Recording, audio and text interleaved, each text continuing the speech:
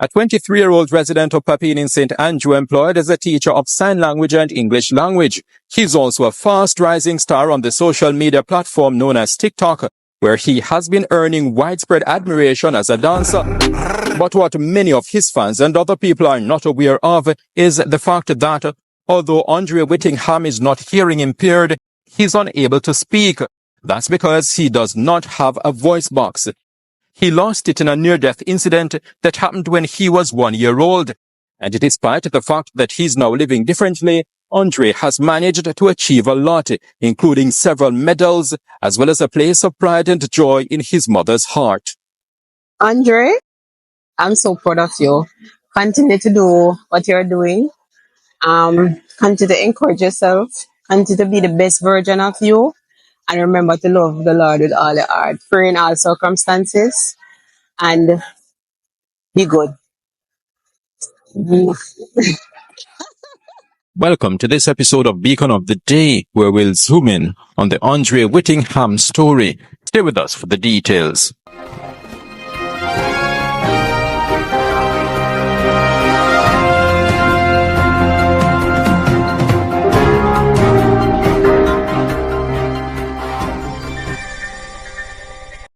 Ever since he was a child, Andre Whittingham has always displayed signs of greatness, and he was always loved by his family. His mother, Jerome Roberts, still keeps photos of some of their great moments, including that one which shows him as an infant hanging out with her. But on March 11, 2003, when Andre was a year old, something happened, something life-changing, something that almost claimed his life. It was a very hard journey. It was, he had third-degree burn on the inside. He accidentally drank a highly corrosive substance which destroyed parts of his intestine and his voice box, also known as the larynx. Reflecting on the day of the ordeal, Andre's mother said she left the Stony Hill-based Heart Skills Training Institution where she was enrolled, picked up her firstborn from a daycare, and took him home. Pick him up at the daycare in the afternoon and bring him home. While we were home, I just brought him in and I put him down on the bed, and he just slid from the bed and walked to the other room. So I realized that I saw him coming back to me with something white on his mouth. So I picked him up and I tasted what it was, and I realized it started burning me. So I realized that this was something bad. Acting on her motherly instinct that it was something bad, she took her son to the University Hospital of the West Indies, and he ended up being transferred to Bustamante Hospital for Children. It's an accident, so he was burnt on the inside. So I know that everything is wrong, definitely. Everything is definitely wrong. I mean, being burnt on the outside, can be so tedious sometimes, much less on the inside. When Andre initially was being examined, the mother was expecting bad news, but not as bad as it turned out to be. Countless surgeries, but he always overcome. He's always, a fighter. She said Andre's face and head ended up being swollen. He could not eat independently, and parts of his intestine were destroyed and had to be removed. They did a surgery where they removed his intestine is not in the same position as us. Ours are like in a curved form. His is just straight because they had to take out the burn part, remove the burn part, and his stomach is like somewhere here. So it's not down in the cavity where it's supposed to be. Yeah. So that's why he doesn't really want to that is why he doesn't really want to be hard physical. He can't manage very vigorous work. As part of overcoming the medical hurdle, Andre now wears a permanent trach tube, something looking like that which is being displayed on your screen. It helps him to breathe. I realized that even though he's not speaking, he's hearing and he communicates well. Even before he had a cell phone, Andre find ways of communicating for you to understand him. Communicating with the public wasn't an issue for Andre. No, because he just find ways and means how to communicate. He bond with people very easily. He makes friends very easily. So even though he had those issues, for me, it wasn't a problem. When I try to sign to Andre, sign language, he tell me no, he laugh at me. Because he can't hear, so I must talk to him. The mother, who has 3 other children since Andre was born, stated that she, to this day, still regrets the devastating incident happening, and she's encouraging other parents and guardians to be extremely vigilant when supervising children, something she learned the hard way. You have to be careful with those substances, you know. Keep out of the reach of children. Label the bottles properly. Make sure, because at that time that the caustic soda was in a Sunny Delight bottle, right? So it would have looked like a juice bottle. Yeah, man, keep those things out of the reach of children, man. Very dangerous. Bleach, caustic soda, kerosene oil. When the Beacon asked Andre how he feels being unable to speak, he wrote, quote unquote, "I used to feel depressed and left out, but I got over it."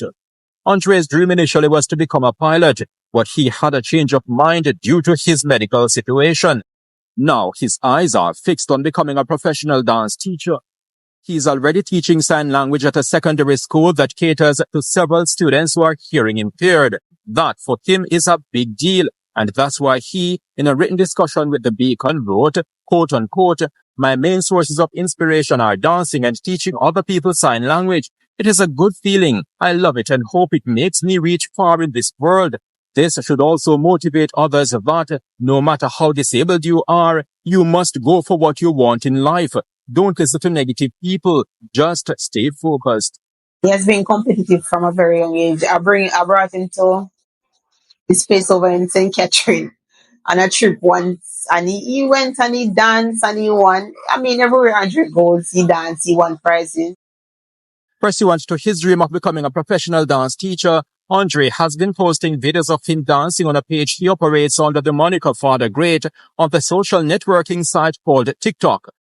His mother is impressed with his dancing. You can see the potential for him doing great things, but you just need guidance. I think he needs some more guidance. He needs some more education in the entertainment field in order to also propel himself the direction where to go, or to take that direction.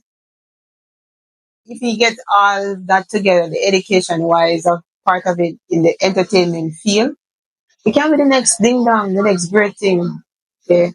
Because he loves dancing, it's his passion. The mother recalled that due to Andre's medical challenges, he did not start school until he was 6 years old. He attended Danny Williams School for the Deaf in St. Andrew. They nurtured Andre. When he started basic school around there, he was the tallest one in the class because he was 6. While everyone begins at 3, he begins at 6, so he's very tall. That photo there on your screen actually shows Andre during his graduation ceremony in 2015 at Danny Williams School for the Deaf. After leaving that institution, Andre was enrolled at Listomere Gilby High School for the Deaf in Kingston. I want Andre to go back to school. I would love to see Andre in Endermanley. Just learning maybe business management, or doing his own dance studios, doing choreography or something. That's where I would want to see him go, but he has other dreams. While in school, Andre earned those and several other awards for achievement in different fields, including academics and sports. This is 2011 for academics. So he came in first. This is for track and field. Another second place, Andre Whittingham at the back, 2012. Track and field again. Relay. Track and field. His mother said she is eternally grateful for the support she and her son received from the schools he attended, from Bustamante Hospital for Children, and from all other supporters, including relatives. Yeah, I mean, get one also for Parents' Day, so it's somebody active. Yeah, man, I was an active parent at school, always involved, Yeah, me and Andre all the way. Andre, whose father died of an illness in 2018, intends to continue aiming to live the true meaning of his moniker, Father Great.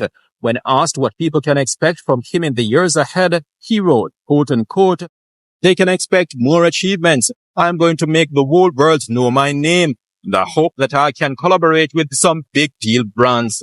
Reporting from Papine in St. Andrew, I'm Horace Mills for the Jamaica Beacon.